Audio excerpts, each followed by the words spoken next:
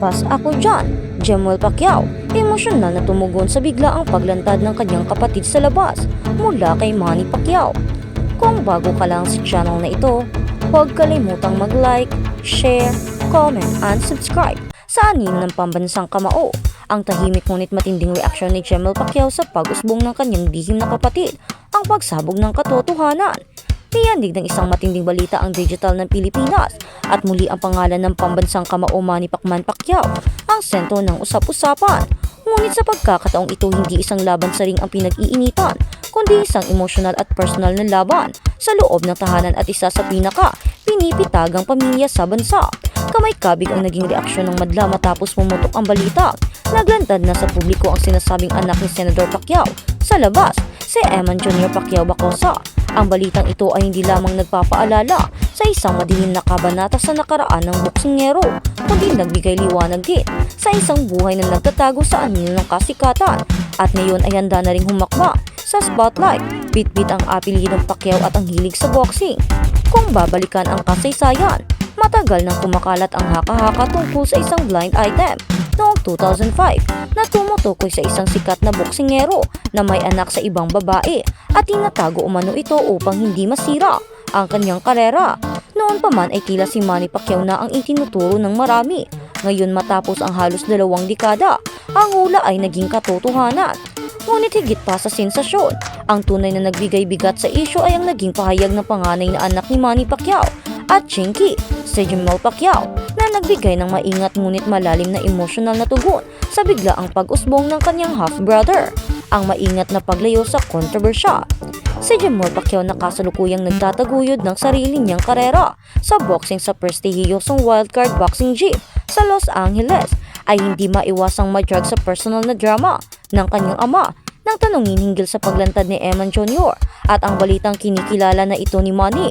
Ang sagot ni Jemuel ay naging maingat, subalit nagbigay ng isang malinaw na mensahe. Labas umano siya sa mga desisyon ng kanyang ama patungkol sa isyu na anak nga sa labas ng kanyang ama. Ang mga salitang labas ako dyan ay higit pa sa simpleng pagtanggi sa isyu. Ito ay isang pahayag ng maturity, personal na pagpupokus at marahil isang anyo ng malungkot na pagtanggap. Bilang isang binata na abala sa pag-abot ng sarili niyang pangarap na maging successful na boksingero tulad ng kanyang ama, ang bahayag na ito ay nagpapakita ng kanyang pagiging professional at detached sa personal na gulo ng pamilya. Ngunit sa likod ng profesionalismo, hindi maiiwasang makita ng publiko ang bigat ng sitwasyon sa kanyang balikat. Ang pagiging anak ng isang kontrobersyal na bayani, ang pagiging labas ni Jemuel ay nagpapakita ng isang henerasyong naghahanap ng sarili nitong identidad, hiwalay sa anino at pagkakamali ng kanilang magulang. Ang reaksyon ni Jemuel ay hindi pagtanggi sa kapatid. Ito ay pagtatakda ng hangganan sa isang isyu na hindi niya responsibilidad. Isa itong emosyonal na pagpapasyang ginawa na nagbibigay daan sa kanya na patuloy na ituon ang inner hiya sa boxing. Habang iginagalang ang desisyon ng kanyang ama, ito ay klase ng emotional maturity na inaasahan ng publiko sa isang sikat na pamilyang ngunit bibihira lamang makita ang simula ng lihim 2003 sa isang bilyaran. Upang lubos na maunawaan ang bigat ng pahayag ni Jemuel, mahalagang balikan ang ugat ng kontrobersya. Ayon sa ina ni Eman Jr. na si Joanna Bacosa, sa isang eksklusibong interview nagkaroon sila ng relasyon ni Manny noong April 2003. Nagkakilala sina Manny at Joanna noong February 2003 sa isang billiard hall sa Pan Pacific Hotel, kung saan si Joanna ay nagtatrabaho bilang isang spotter at waitress. Sa panahong iyon, sikat na si Manny Pacquiao bilang isa sa pinakamahusay na boksingero sa mundo, kasal na at mayroon ng pamilya. Ayon kay Joanna, ang kabaitan at pagiging malambing daw ni Manny ang ilan sa mga dahilan kung bakit pumayag siyang makipagrelasyon kahit alam niya na may asawa na ito.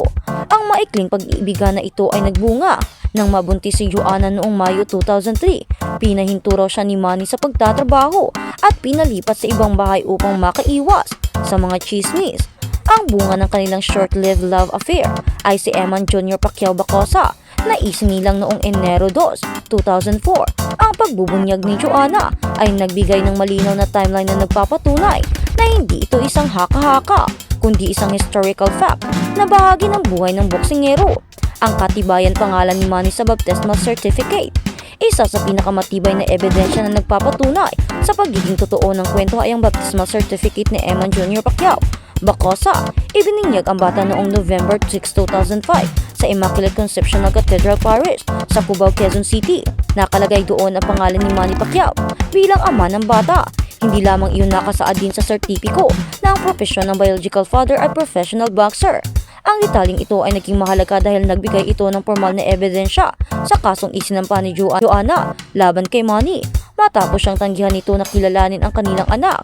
Ayon kay Joanna, huling nagkita ang tatlo, siya, si Manny at ang bata, sa isang hotel sa Cebu City noong November 2005. Isang bihirang pagkakataon na nakunan ng litrato na magkasama sila.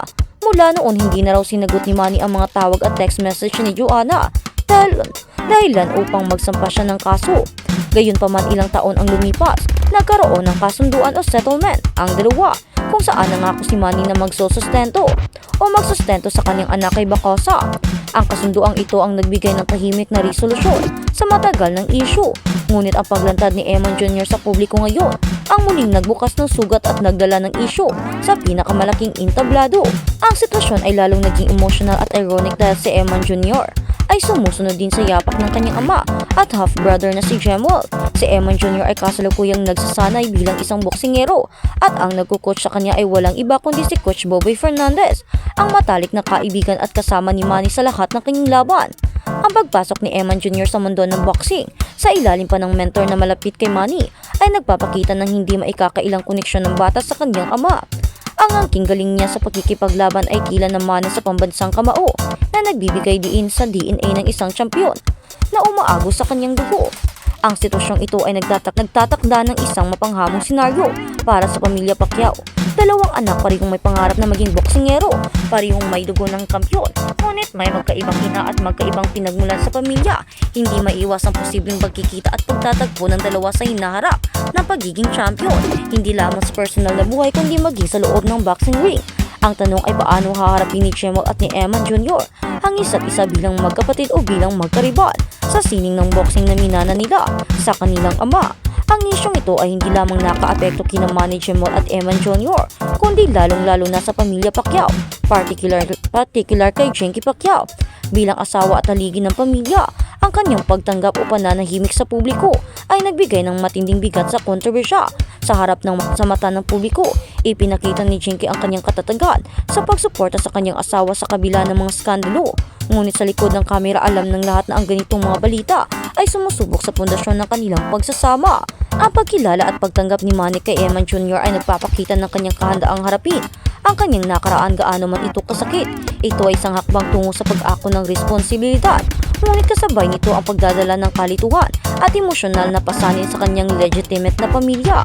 Ang pagiging trending ng issue sa social media ay patunay na ang kwento ng pamilya Pacquiao ay patuloy na nagiging salamin ng realidad ng maraming Pilipino. Ang komplikasyon ng modernong pamilya at ang hirap ng pagpapanatili ng integrity sa gitna ng kasikatan.